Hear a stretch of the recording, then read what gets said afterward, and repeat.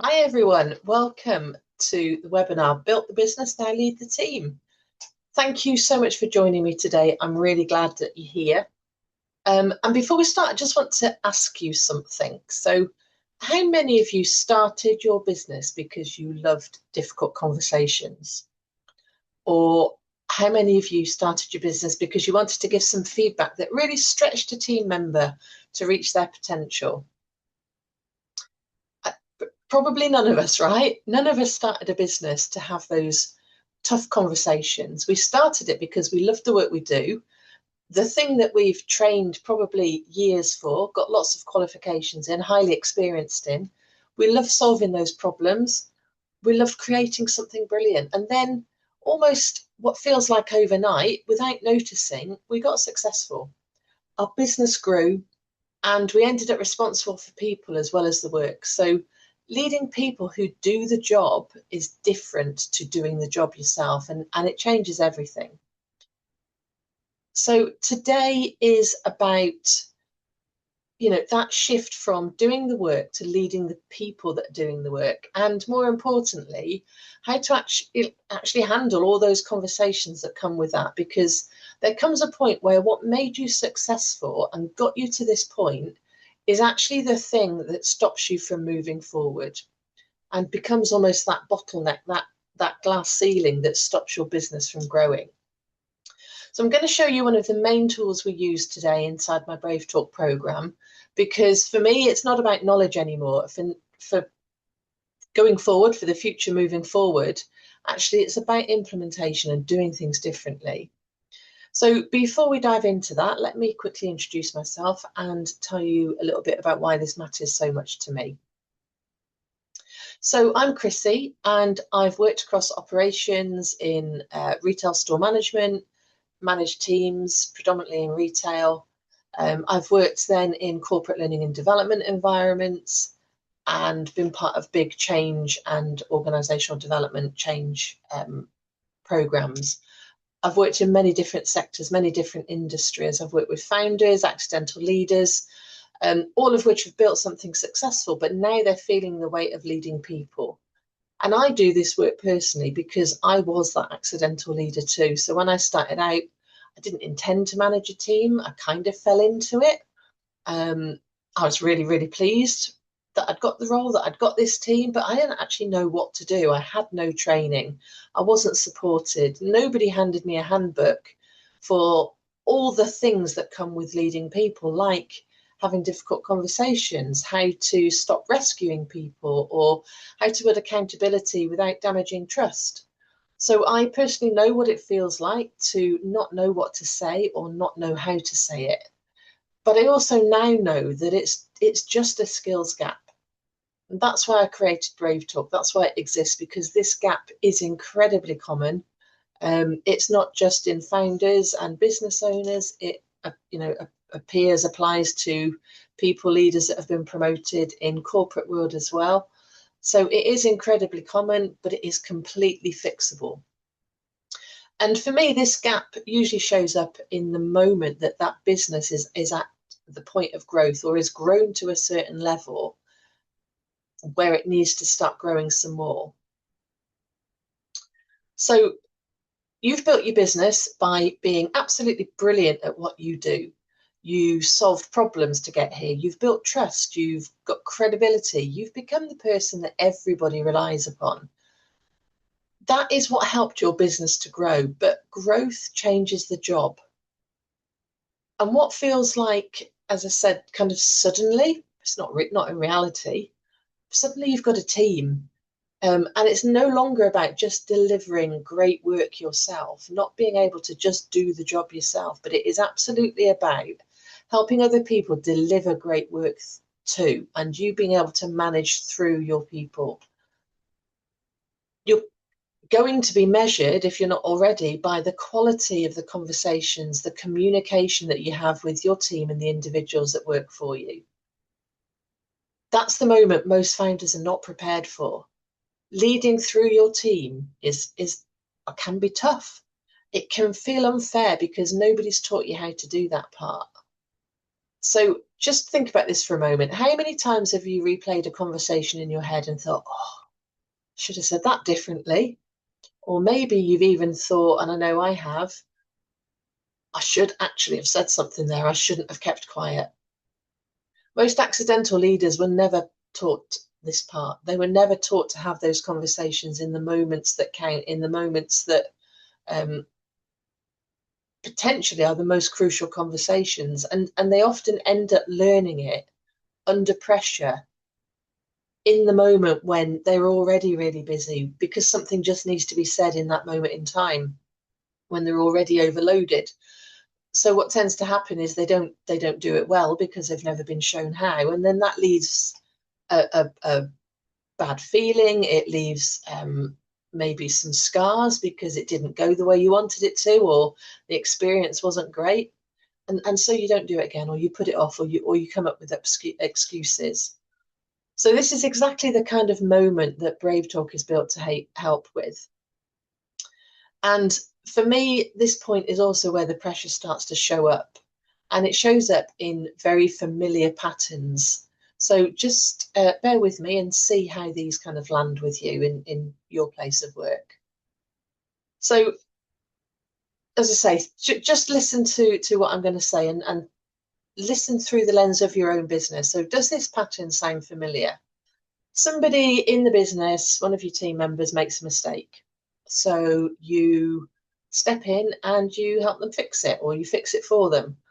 Someone maybe is unsure, so they ask you a question or a series of questions, and you answer them, and you keep answering them.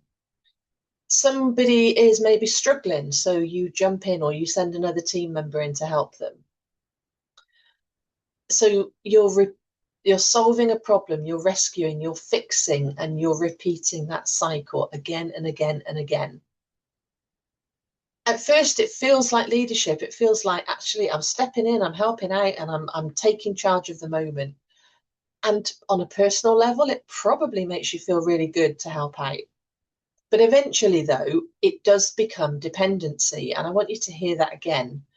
When you step in, when you fix, when you rescue, you are teaching your team to learn to lean on you, to depend on you for everything.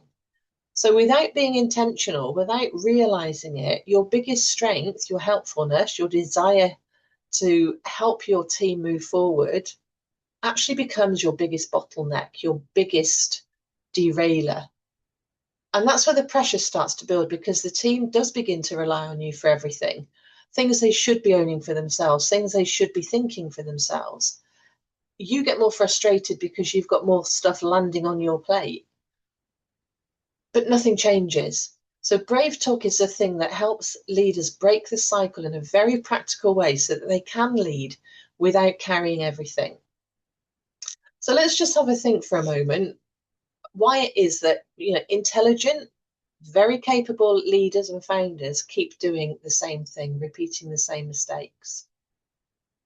So what I'd like you to do is just take a moment here and answer this poll for me. So there is no right or wrong answer. I'm asking the question purely from a self-reflection perspective, so it is completely anonymous. But when I work with leaders, I hear the same themes again and again. People who are successful, who are capable, who have built something impressive, but nobody's taught them how to have those really valuable conversations with team members and individuals. And it's not that they're bad with people, it's just that there is a leadership skills gap, and skills gaps can be fixed. So just give you a moment to answer the question in the poll. Pick the one, as it says on the slide there, pick the one that drains your energy the most, not the one you think you should choose. And as I say, there is no right or wrong answer. So just pick the one or ones, if there's more than one, that applies to you.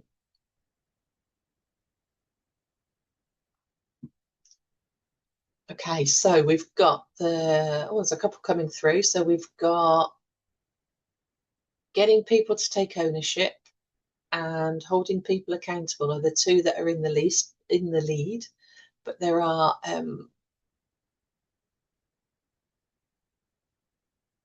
Yeah, or setting expectations is coming up a close third. So yeah, all of these, I see all of these play out in different businesses with different leaders. Everybody's in a different place. And as I say, there is no right or wrong answer here, but it is useful information for yourself. So when you start to notice which conversations feel the hardest for you within your business, or which drain your energy the most, you'll start to notice which are the ones that you're maybe putting off or not having at all. So let's now look at the mistakes that most leaders or commonly keep most leaders stuck with, in my experience. So most leaders don't struggle because they're lazy or because they're incapable. They're certainly not incapable of the technical side of the job that they do. But they do struggle because they're already carrying too much. They're carrying, the weight, the decision, the constant being there for people. But actually, the fact that they're not having the conversations is the thing that is causing that bottleneck, that stuckedness, if you like, to continue. So the very conversations that they're putting off are the ones that would genuinely help them to carry less. So let me say that again. The conversations that would genuinely help you to carry less are the ones that are often being put off. And you know the ones that I mean. These are the ones about, setting clear expectations, about the feedback conversation or the standards conversation, the stretch growth conversations. Can we just talk about this? These are the ones that often will be moved to tomorrow because today just feels busy enough. But the problem with tomorrow is that, one, it doesn't exist. Tomorrow never comes. And also, tomorrow is already full. There is no extra space in it. If today's full, we probably haven't got any space in tomorrow either, or the day after, or the day after. So the issue still stays there. The frustration builds, and before long, that same pressure is growing. And we're carrying it for much, much longer than, one, we want to, and two, we should. So BraveTalk exists to provide you with a structure for those conversations that really matter, that will make a difference, so that leadership stops feeling quite so heavy and starts feeling absolutely more manageable. And the pressure behind that pattern has a name. And for me, I call it growth anxiety.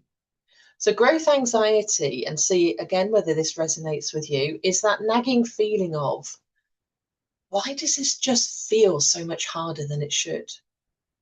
Why does managing, leading people feel really difficult?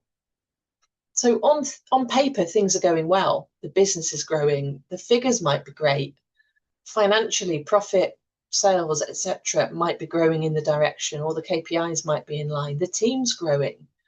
But internally, for you, it feels heavier, it feels messier and more pressured. And this can show up as overthinking, as avoiding conversations, as putting things off, as doing everything yourself, or internally feeling really frustrated when people just don't get it.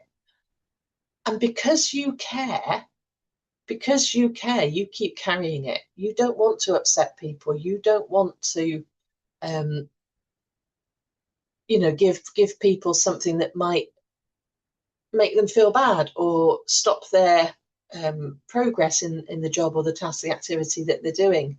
You care about their well-being and the relationship that you have, so you tend to keep it quiet. And ultimately, this then becomes normal. This becomes just the way we do things around here. And for me, that's the trap. That's the danger. Because that will perpetuate what's already going on.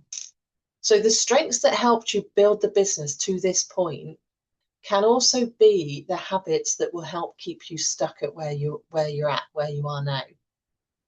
So I don't think that most founders are scared of growth. I think they are often scared of uncertainty, and uncertainty particularly around people. There's often a feeling or a perception that a conversation is going to lead to conflict, and that absolutely might happen. But often it's not the case if it's handled well and with a structure and with a process. And for me, conflict often isn't really the hardest part. The hardest part is the not knowing how it's going to go, how somebody's going to react, what the outcome's going to be. And that's often what keeps people awake, or it stops them from having it in the first place. That's what growth anxiety looks like for me. It often looks like overthinking things, playing conversations over in your head, delaying feedback because you're second guessing what the reaction's going to be, maybe rewriting emails because you want them to sound softer or land different, sound softer or land differently. Maybe you're carrying tension home at the end of the day, so the family are feeling the impact of it. So let me just ask you a question for a moment and just reflect for yourself. How many conversations this week have you replayed in your head? How much time have you spent trying to find the right words to have that conversation? That kind of mental load is part of growth anxiety. And it's also why I created BraveTalk, because BraveTalk gives you the support to help stop replaying conversations, second guessing what to say, finding the right words. And it's about implementing those behavioural changes, not just understanding what to say. So if we follow the pattern that we've just been speaking about, it usually shows up in a very specific place. And let's look at some of those small habits now that create some of the biggest problems that I see. So let me tell you about Sarah. So Sarah isn't her real name for confidentiality reasons, but Sarah built a successful business. She was brilliant with her clients, highly respected by a team, and known for making things happen. And on the surface, everything looked really strong. But behind the scenes, she was carrying far more than she should have been, far more than she wanted to. There was one team member in particular who'd become a recurring source of frustration. They were constantly missing deadlines, committing, saying they would, and then not delivering against it.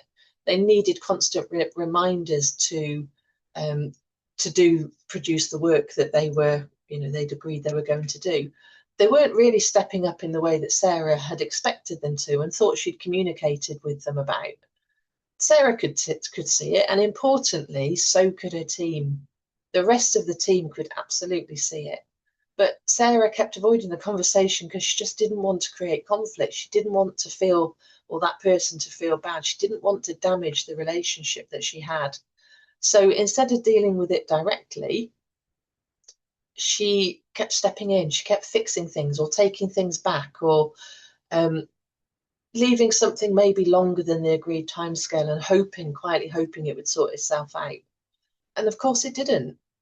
The issue also didn't stay small. It started affecting the rest of the team because other people noticed the inconsistency in her behaviours. Why were they being asked or asked to behave in a particular way, but somebody else was being allowed to get off scot-free? And that caused issues and internal kind of frustrations and conflict and mutterings in the team. And the team started asking why, one standard applied to some people and not to others. So Sarah became the person everyone went to answers to, or went to for answers, which meant that she was making every decision. She was solving every problem, carrying the emotional weight of something that should have really just been addressed much easier. It should have been really a quick 10, 15, 20-minute conversation that cleared the air, that really spelt things out, and then that Sarah could hold that individual to account with. But she didn't do it. She put it off, and it became a much, much bigger problem over time. And it became more than just about her and that individual. It became her and the rest of the team as well, because, as I say, they were watching, they were judging, they were noticing what was going on. So Sarah didn't have a motivation problem. She's highly motivated, but she did have a leadership gap. So when we work within BraveTalk, we do work with anonymous but real life examples and stories like Sarah's, so that you can see yourself clearly. You can recognize that actually you're not the only one. There are, plenty of other people that have and are experiencing the same challenges as you and are going through the same things as you. And often when you use other people's experiences, it's so much easier to see it than it is to see it when it's happening to ourselves and to us. So Sarah eventually obviously did have that conversation once we'd started working together, and she did it properly. She did it in a very proactive and planned, structured way. So it wasn't reactive.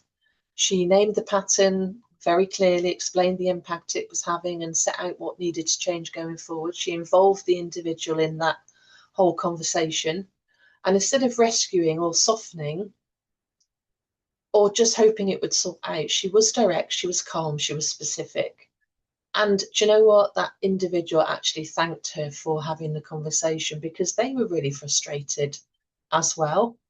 They could see or they could feel that they were being treated differently to the rest of the team, and didn't quite know why, didn't really understand it, but they felt it.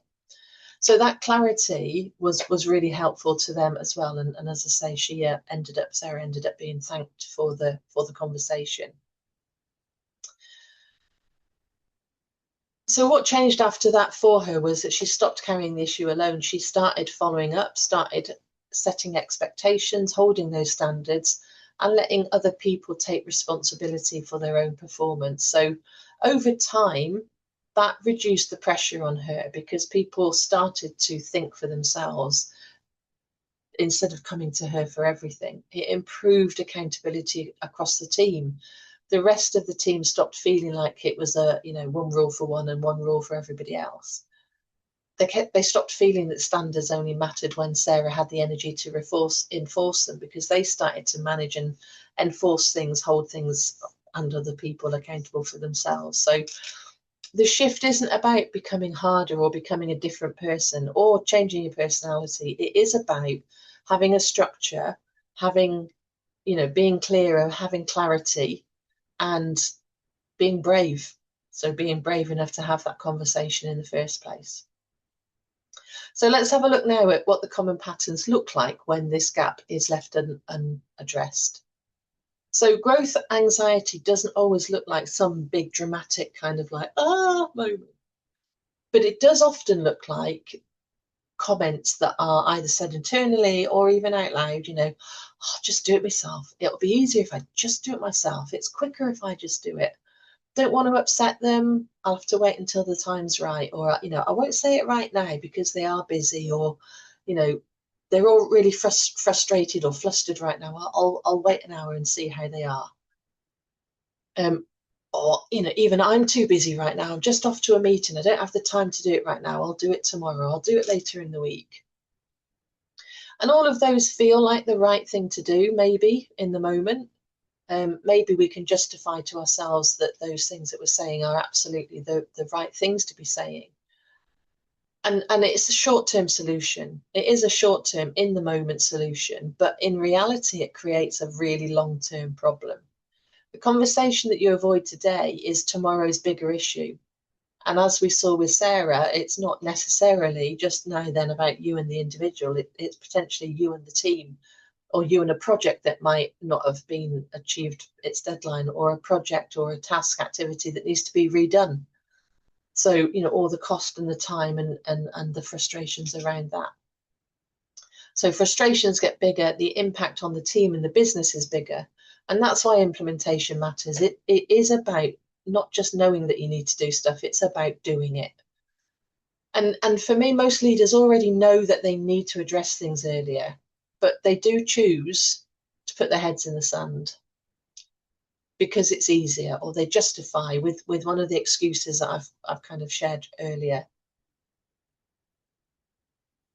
And that brings us then to the mistakes that this leads to. So for me, the 5 biggest communication mistakes that I see leaders make again and again are these on the screen. And as we go through them, just have a think about which one or ones apply to you. And again, there is no right or wrong with this. I'm not trying to kind of finger point or blame people, but I do want you to recognize what is going on for you, because as I said earlier, once you recognize it, once you can say, actually, yeah, those are the conversations that I'm putting off or not having at all, this is what I'm doing within those conversations, or before those conversations, or after those conversations. That is self-awareness. And once you can notice it, you'll start noticing it as it's happening in the day-to-day. And when you notice it in the day-to-day, that's then when you have the power to do something differently.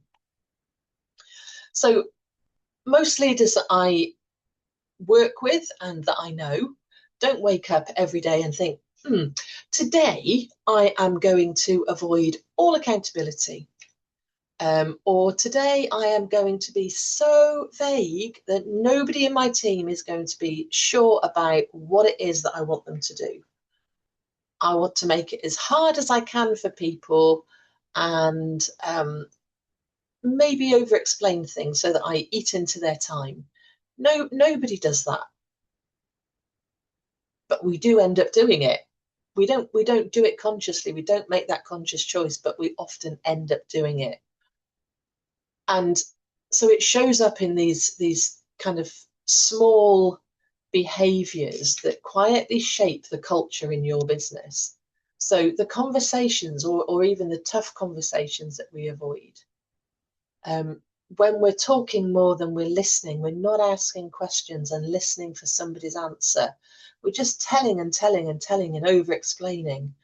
We are maybe assuming people understand what we meant, or we're saying to them, you understand what I mean? Yes. Nodding violently, and somebody will say yes in return. So we go, okay, they must know, they've said yes. When we're really vague about actually, just go and sort that problem out, but we're not quite clear about actually what does sort look like, sound like, or what does good look like? How do we know when it's been sorted?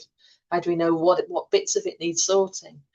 When we're vague, it's clarity that's needed. And when we've done or not done all of that, and we think we've had a conversation, we then don't close the loop. So what I mean by that is we don't do any of the smart objective pinning down of, so what are we going to do, when we're going to do it, how are we going to do it, how are we going to know when it's being done well, so what's the measure of success, that kind of smart objective setting. And none of these individual things feel huge in the moment, because we are we are juggling so many hats and jobs and tasks, and we are so overloaded ourselves, and we're working at such pace. In and of themselves, all these things just happen in a moment, and they just happen that quickly that we don't even notice often that we've done them. But they do shape, as I say, culture and performance, and ultimately, at a subconscious level, to start off with, trust. And so here's the part I really want you to notice. This is not a knowledge issue. And as I've said before, I've never met a founder who did not already know that they shouldn't be over explaining, or they shouldn't be assuming, or they shouldn't be giving vague feedback. We know this stuff already, yeah. But the real issue is in the execution. In the moment when we are pressured, when we are stressed, when we are really, really busy, that's what gives first. And we just default to these habits, these little behaviors that are our habits, because pace and time and urgency are the things that take the lead. So if any of what I've said so far feels a little familiar, then that's good, that's great. That is actually the point, because the issue is not that your team are incapable. It's just that the right conversations are not happening consistently enough to shape the performance that you want, or that you need for this stage of your business. So communication is a skill, and like any skill, it improves fastest when you're not trying to figure it out alone. When you are, when you have a plan, when you have a structure, and you have accountability to help you move through it. So when these habits do show up under pressure, they become even clearer. And they look like the things on the screen here. So when we avoid conversations, the team will fill in their own blanks. They will make up their own version of what should be happening. They, and again, this isn't through wanting to deliberately do the opposite of what you want them to do. They want to do a good job. They want to work and perform well for you, but they'll make assumptions based on the information that they have. or they'll wait for clarity because they know that, you know, previous experience has shown that if they go ahead and they have their own assumptions, that they'll end up having to redo the work themselves. So they start to rely on you more than they should, more than they probably want to, and definitely more than you want them to. And often we don't realize that the standard has slipped because it just happens in these incremental, tiny little micro habits, micro behaviors. And nobody's named it clearly. And we don't lift our heads above the parapet often enough to notice that it's going on.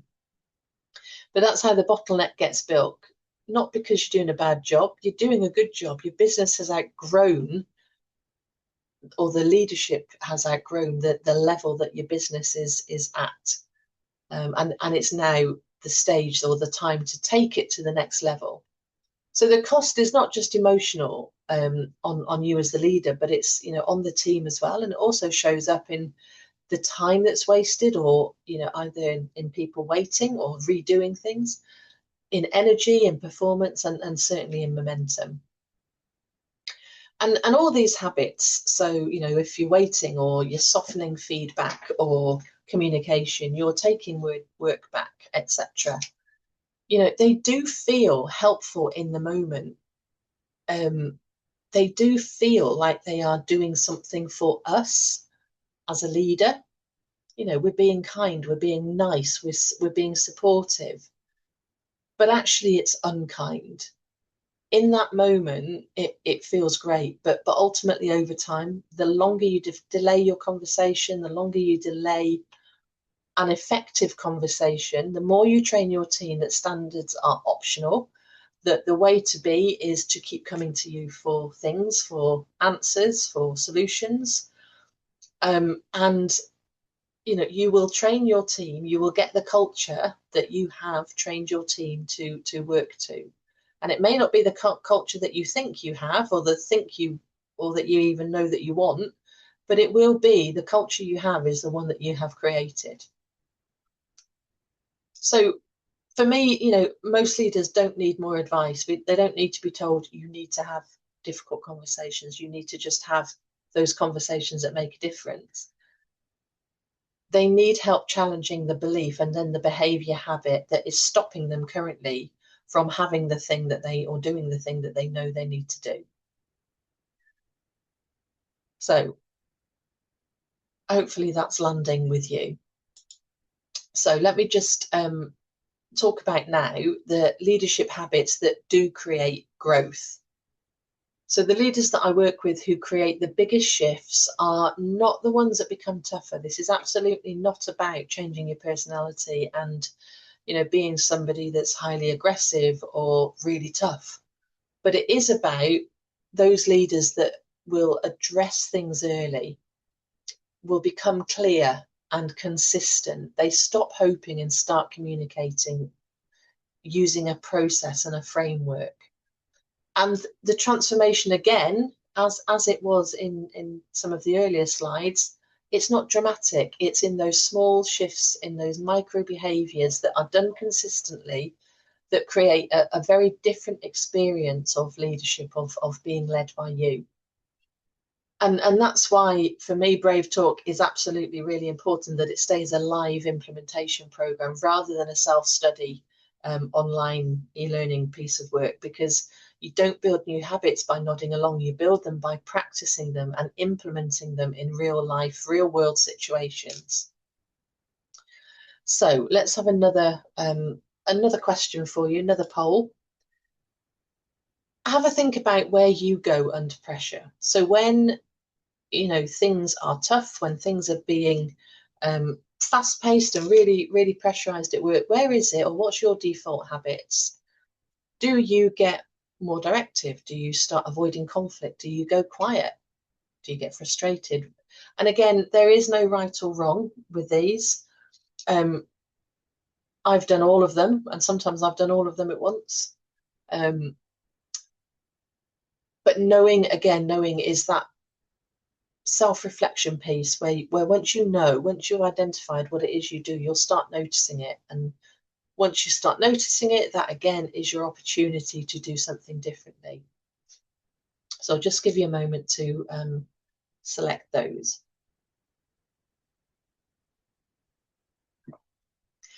And as you're just filling those in, I also just want to kind of say that, you know, when pressure rises, it's human nature to default to our habits. Stress doesn't always bring out our best intentions.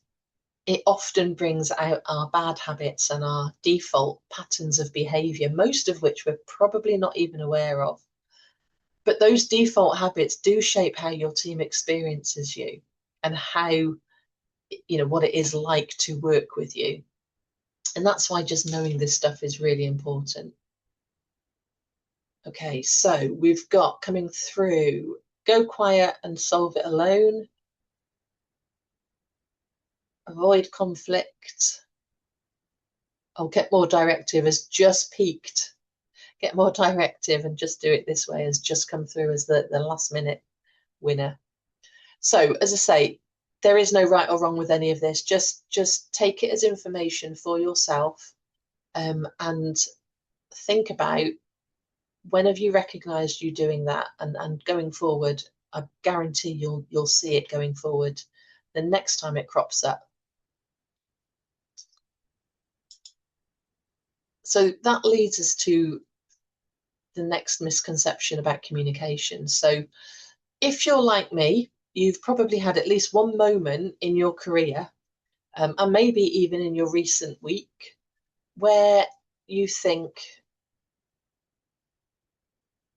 was I actually in the same room as this person, let alone even in the same conversation? Because you think you've had a conversation with somebody, you think you've agreed something, you think you've been completely clear, you think they've understood, they've told you they've understood, and then what they come back with, the job that they've actually done, is nothing like what you agreed in the first place. That's because communication is not just about talking, it's about translation. So every message we send passes through many different things. So assumptions, filters, fears, emotions, experiences, previous experiences. And when you add stress and urgency into the mix, then clarity will disappear. And if that's just coming from us as the giver of the communication, then it's absolutely going on as well for the recipient. So they have got their own assumptions and filters and emotions and fears and experiences that they are all filtering this communication message through at the same time. So that's why having a structure and a process really matters, because clarity isn't about saying more. It's not about saying it louder or just putting more words in. It is about saying the right thing in the right way, checking understanding, and then following through. And that for me is when you kind of notice that, when you recognize that, that's where the real leadership shift begins. So this doesn't change for waiting, you know, waiting for things to get easier or waiting for the right time, because I guarantee you the right time will never happen. Things will not get easier. But it does change when you do something differently. Confidence doesn't come from, or you don't get confidence first, I should say, and then feel confident enough to have a conversation. Confidence comes from taking action, from having that conversation and then building your confidence through getting it right, and also from getting it wrong and learning from that experience as well. So what actually builds confidence is having a structure, having a process, and then practicing. And that's what we do in BraveTalk. We don't just give you a framework and hope it lands. We help you practice the conversation and practice real conversations that matter, so they start to feel manageable rather than heavy. And, you know, if you get it right, great. If you get it wrong, great, because actually that's where you learn. That's where it will feel, or you'll feel what it feels like when you get it wrong. And you'll also start to think about, well, what can I do instead? Or if this does happen in real life, and it will, because not every conversation will go perfectly, what do I then do? Or what do I do in that moment to rectify it or move it along or make it better? And you'll know, because you'll have the tools to do that. So let me show you what happens when nothing changes. And I'm sure you probably are aware of this already. So this is a bit that people don't think about, because we're so busy thinking about, I'll just put it off. I'll just wait because I am that busy. But we don't think about, actually, if we don't have that conversation or we don't do that communication well, then, actually nothing changes. Nothing changes because nothing changes. We are doing the same things and expecting a different result. And I think Einstein said that's the definition of madness, right? So if nothing changes, if you don't change the way that you approach things and that you behave, then nothing will change. And you end up carrying more, having the same frustrations. Your team will wait more often, get frustrated on their own part, and the business will rely on you more. And in 6 months, you'll have the same problems that are still there, probably just bigger. So avoiding a conversation can feel like you're doing nothing, but actually it's not. Something is always happening. And even if you're perceived or your perception is you're not doing anything, something else will be happening because of you not having that conversation. Often it's that your team will be filling in the gaps or waiting for you to make it clear, or leaving even because they're not happy with the lack of clarity or the lack of direction, or the fact that people are being treated differently. So that's why getting support is not a luxury. It is a practical choice. So when the business has outgrown the way it used to run, doing the same things will guarantee that you won't grow any further. You need to be doing something differently. Every time you delay a conversation, you're making a choice. You're choosing to carry that frustration on. You're choosing to keep thinking about or replaying that conversation. You're choosing to spend energy on something that's not been dealt with. And that is exhausting, not just for you, but for your team as well. And ultimately, it'll affect the business and your growth, and small issues become bigger patterns over time. So let's talk about, or let's show you the framework that helps to change that. So I've called it BraveTalk because it is about having brave conversations. This is a repeatable structure that you can use for many different types of conversations. They don't have to be the ones that you might perceive to be tough or difficult. You can use it for all types of conversations. So I've often heard, and actually have had it said to me, my previous line managers, when I started off in my career, would say things to me like, oh, just have the conversation, just go away and have it. You just got to be confident. You've just got to be assertive. But just isn't helpful. Because if I could just go and have that conversation, or just go and have it well, or just be more confident, I would. If it was that simple, I'd already be doing it. So what leaders need is a structure that they can come back to when the conversation feels uncomfortable, before it feels uncomfortable. And that's what the Brave framework is all about. So I'm going to cover the principles here. It's not possible to give you every scenario or every possible application because we don't have time, but real change and the real value of it is seen in the practice.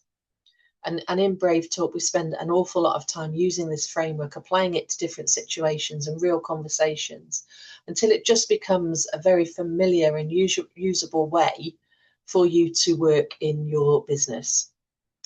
So let's break it down at a top level. So B is for, first of all, being brave enough to say, I'm going to have this conversation.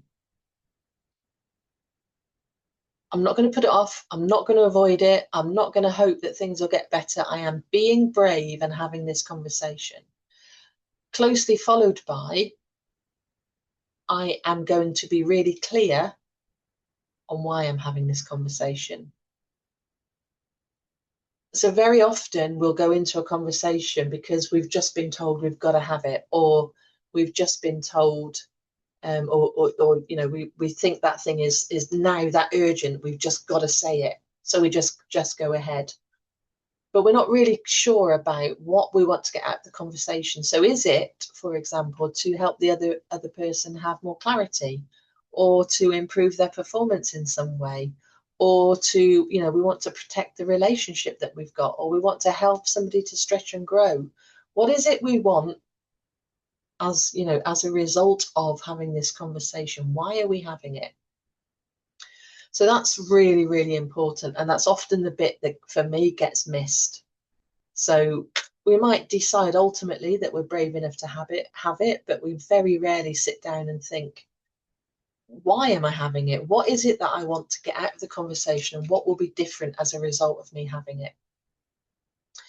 Then the R is about two things. First of all, it's about gathering the facts and the evidence and the data. So readying yourself. R is for ready. Get ready. Readying your facts, your data, your evidence, instead of stories. So as humans, we love stories. We like to create stories from information that we have. And those stories may be true, often, mostly, they are just that. They are just stories. Whereas facts don't lie. So the facts are the facts. So gather your facts. What do you have that you can pull on? What reports can you use? What data can you use? What evidence, not secondhand or third hand, what evidence have you got that you can share? And then it's about readying yourself emotionally, because if you have a conversation when you're angry or you're frustrated or you're rushed for time or you're super duper excited, you're not going to have a quality conversation. So readying yourself emotionally, making sure you're in a balanced state in order to have the conversation and have it well, is as equally important as getting the data and the facts.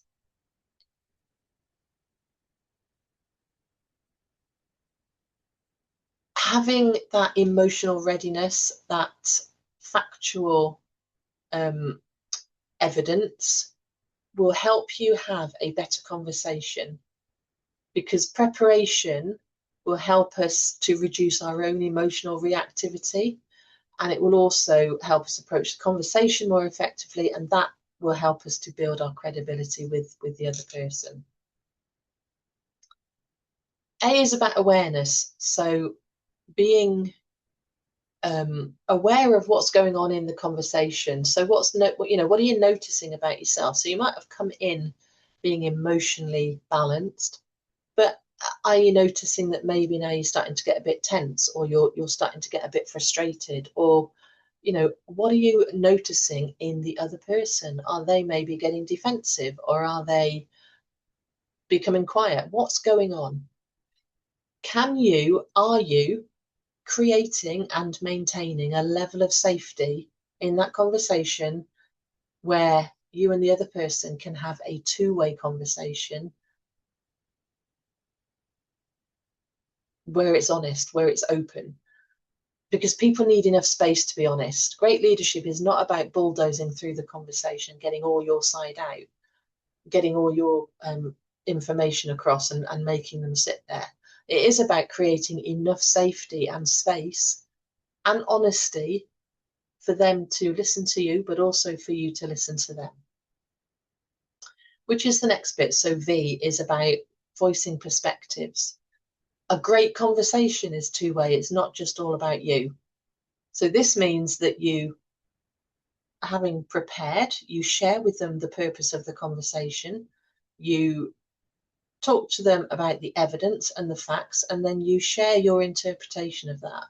So what this means is, or what I'm interpreting for, or my perception of these facts is that this, and this is happening. And then you put it over to them. But I'm really interested to hear your side of the story. I'm really interested to hear it from your perspective. Let them speak, genuinely listen, give them space. And of course you can ask questions, but make sure you listen to the answers and ask questions based on their answers, not on the questions that you've got stored up in your brain that you just want to bang off. And try really hard to not imply judgment. So when we're curious, when we're genuinely curious in a conversation, that will lower threat in the other person. And assumptions and judgments will raise that feeling of threat, and that's when we get defensiveness and you know, people shutting down and so on. Now, you don't have to agree with people, you don't have to agree with what they're saying, but you do need to understand where they're coming from and what it's like to be in their shoes, because that's how relationships and trust are built. And then E is about exploring options and agreeing that way forward.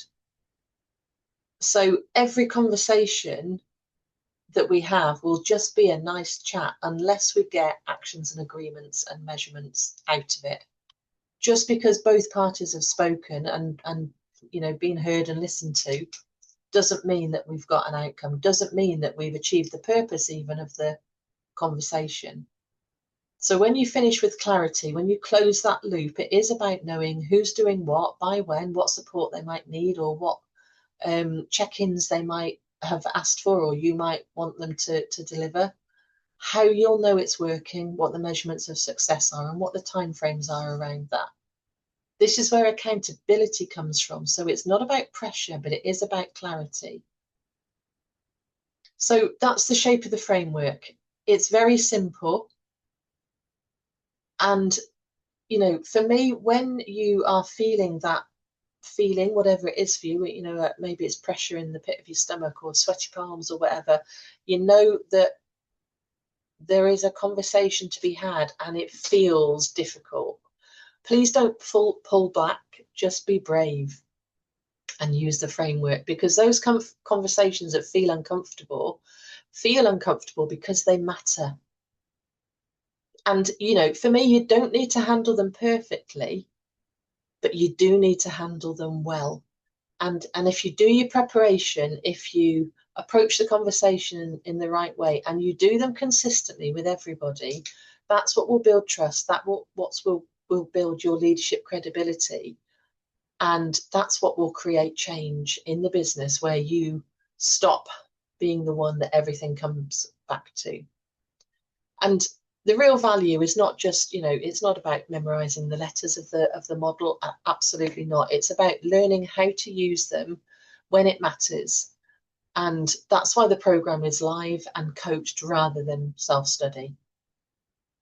So that leads me to the part that most people really want to understand, which is why it works. So it works because it's built around implementation and not information, rather. You bring real conversations, albeit that, you know, they absolutely can be anonymous.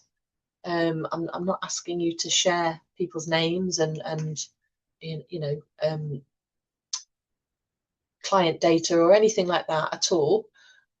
But it's a real conversation from your business, and we'll work through them together so that you leave with something that you can actually use, something you can go back and do differently, tangibly in your business that will make a difference.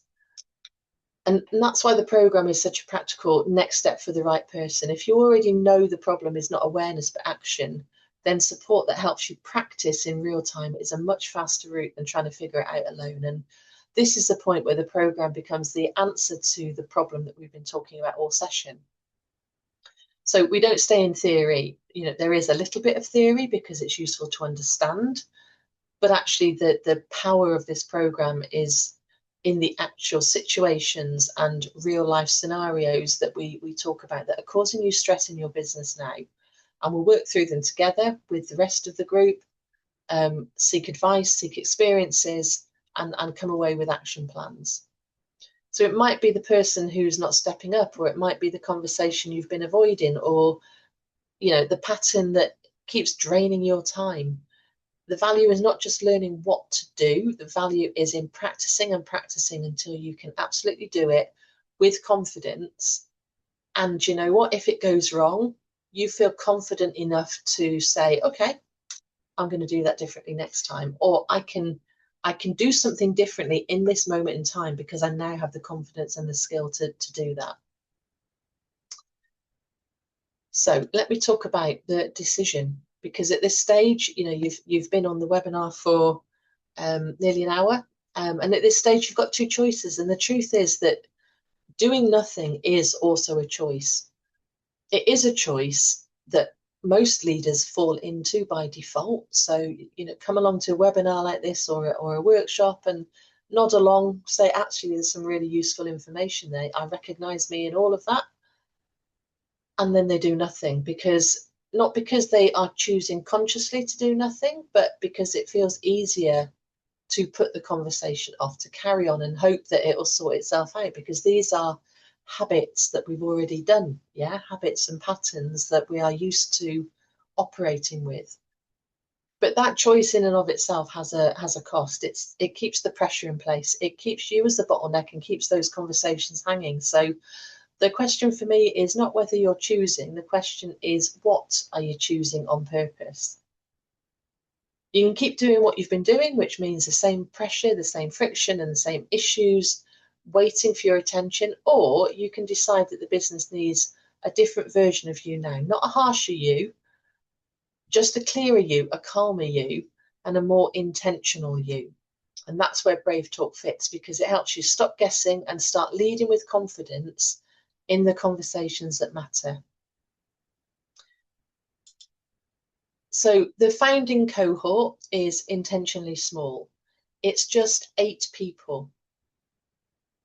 And for me, that's really important, because this is, as I said, and I've said quite a lot, very, very hands-on work. I want to be able to give you that one-on-one support when it's necessary, and proper support, which I can only do when the group is small. The investment for the first group is $297 plus VAT per person. And the normal price is $997 plus VAT. So this is an opportunity to take something at superb value and be part of a founding group. So here you're not just buying content, as I say, you are investing in structure, live support, real application, and the opportunity to finally work through those conversations that are currently keeping you stuck.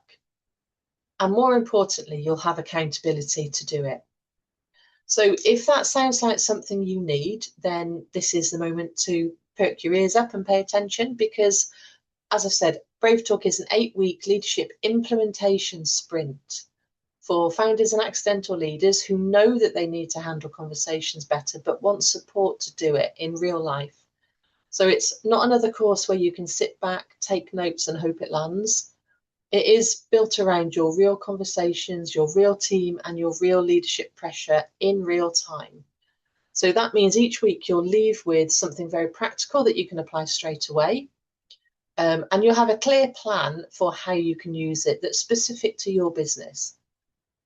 So if you're prepared to do the work, great. If you're not prepared to do the work, if you want to, not turn up to some weeks, or you just want a recording, or you're prepared to sit and listen and nod along and not do the work, I can guarantee this will not work for you. Because the value from implementation comes from implementing, from actually doing something differently, not from sitting back and listening and saying, oh yeah, that's interesting. So over the 8 weeks, we move through 4 stages of transformation. So week 1 and 2, it's about understanding what's keeping you stuck. So what are your blockers? What are the things or the messages, the beliefs that you hold that are stopping you from having these conversations in the first place? And we look at why you're avoiding them, so that we can stop avoiding and start leading, and build confidence by taking action. So within the first 2 weeks, you'll have something that you can go and take action on your first conversation, the one that you've been putting off the most. In weeks 3 to 5, we stop chasing people and build accountability without micromanaging. So, we look at how you can set clear expectations, deal with underperformance more effectively, and use the BraveTalk framework to do that. And some of those will be tough conversations, and equally, you will be able and comfortable to have those tough conversations. Week 6 to 7, it's about how you can now look at consciously stopping being the bottleneck and build a team that takes ownership, so that you spend less time solving everybody else's problems, and you can start to focus on, being more strategic and having time in your business to do the stuff that's really going to make a difference for you and the business. And then by week 8, we're looking at, so how do you just make this stick? So behavior change doesn't happen overnight. It does happen through repeated practice, repeated effort, and actually doing something for 6-7 weeks is great. But how do we then make it something that is just how we do things around here? How can we turn what you've learned into a leadership system that you can use long after the sprint ends? So as I say, and I've said all the way through, when you learn something new, it's about implementation. Every week you'll bring real life conversations from your business and we'll coach you through them so that you can put them into practice. You'll have lots of practice on the workshop, and then you go and put them into practice in your business and you come back with the results. And that is how the change happens. And the real beauty for me is that these are real world leadership skills. So not only are they applicable in your workplace, they won't only change how you lead at work, but they will also change how you handle difficult conversations, boundaries, and pressure in all aspects of your life too. And that for me is why the value is so huge. So before we close, let's just, think about, and I'm sure you're all nodding along at the moment as well, but think about, is this right for you? So you don't need more leadership theory. You don't need another webinar. You already know those conversations that you're either not having or putting off that need to happen in your business. You know the reason that they're not happening. And you know that you're probably carrying too much and trying to figure it all out on your own in your head. And every time the moment comes, it feels like it's just easier to postpone it. So I can guarantee you that if you implement BraveTalk, it will give you the space, the structure, and the support to finally practice the conversations that are costing you time, energy, and momentum in your business. So this is only for leaders who are ready to stop circling the same issues, to stop carrying everything alone and start leading in a way that creates more ownership, more clarity, and less dependence on them. So if that's you, that's absolutely great. I would love to work with you. But if it's not you, then that's absolutely fine as well. And I wish you all the very best. The next cohort starts in September, and that is intentional. So right now, people are about to break up from, school holidays are imminent. People will be going on family holidays. It's often in kind of July, August. It's hard to give these sorts of things focus. So rather than trying to force the moment and get people to do stuff in July, August, I really want you to decide now that you're ready to take action.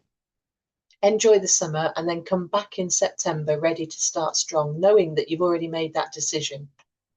So if that's where you are, then I'd encourage you to scan the QR code. As I say, for this first cohort, it is only 297 plus VAT. And it is only for people that are serious about doing the work properly.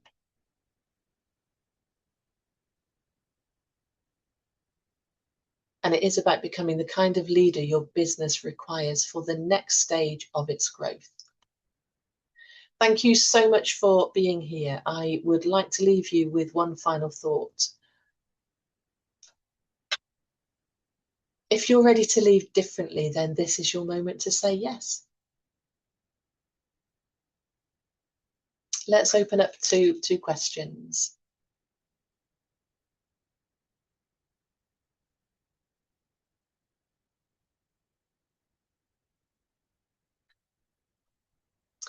Okay, when does it start? So yeah, just as I've just said, it starts in September.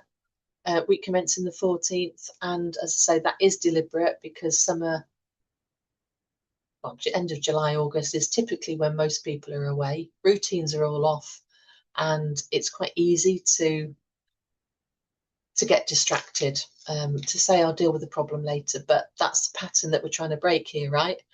The point is not to keep putting this off until it feels convenient. The point is to make the decision now that you want something differently, so that when September comes, you are not just hoping that things will improve. You're going into September, coming back from holiday, knowing that you've got a program that is going to help you move forward and do things differently. to get a different result. So what matters now is, your decision to commit. So if you want to do it, absolutely great. The QR code is there, but you can also block out the dates now in advance so that you've got that time protected as well. So I hope that helps. What else have we got? Claire, this all sounds good, but I'm already too busy. How am I supposed to fit this in? Yeah, good point. But that's, absolutely the point of the program. So usually people say yes because they know that they are busy. They know that they need to be less busy. And the problem is rarely the time that they have. We've all got the same amount of time, right? The problem is usually the way they are spending that time, the headspace that is being taken up by things that shouldn't be taken up by. So when you're having the conversations that you should be having in a timely way, in the way you should be having them, things will change for you. So you will be less busy. You will have more headspace. You will have the time that you don't have at the moment. So I would argue that the fact you are busy is probably the best time to consider doing something like this. How is this? So this is from Mike. How is this different from just doing a leadership course or watching a few videos? So great question. As I've said, as we've gone through, the difference is that this isn't just about learning lots of leadership theory and models. There is information, of course, there's information, but it's not about information overload. It's about giving you enough information that you need and then dealing with your real conversations, your real issues, and helping you come up with actions to implement back in your business. Because when you stay at theory, when you stay at kind of content, then we're great at absorbing content. We're great at kind of intellectually knowing what to do, but the challenge comes about putting it into practice. About we all know that we should be having conversations, but we're not having them because often we don't know how. So this is the practice that will give you the ability to go and have those things, do those things that you ought to be doing. And it's also with support, right? So it's not about you doing it and doing it alone. It's about having a select group of people around you that are in the same situation as you, maybe have different experiences that we can all share and pull on, but are going to be there to support us as well. So I hope that that answers your question.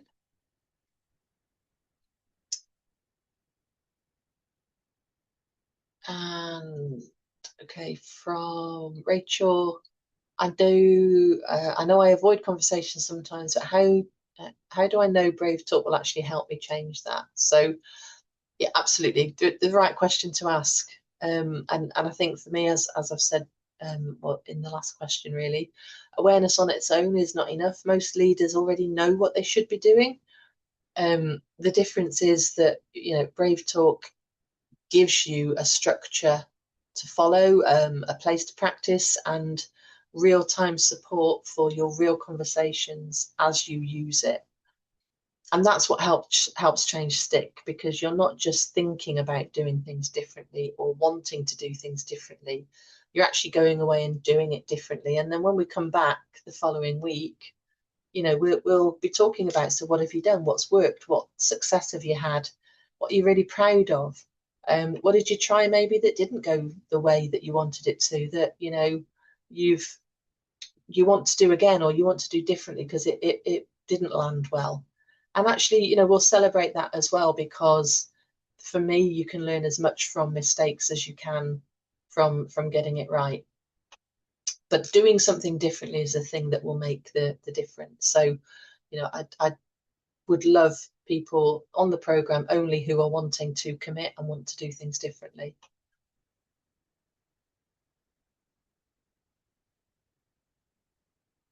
Okay.